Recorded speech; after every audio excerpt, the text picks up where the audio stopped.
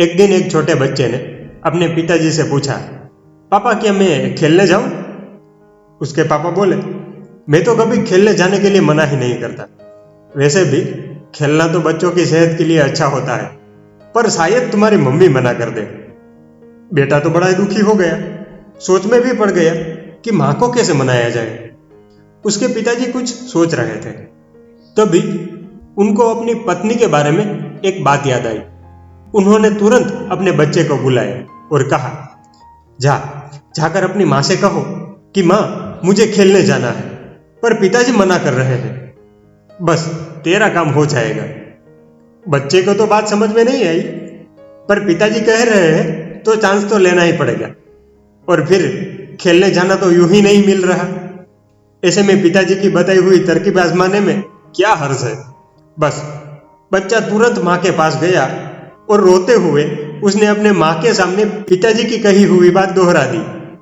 सुनते ही माँ तो गुस्से में आ गई और बड़ा ही तनते हुए बोली, जा जरूर खेलने जा, देखती हूं तुम्हारे पिताजी तुम्हें कैसे रोकते हैं। देखा आपने, माँ की दबी हुई इंफीरियोरिटी सुपीरियोरिटी बनकर कैसी तो निकली कि बाप बेटे ने मिलकर उसे एक खिलौना बना दिया।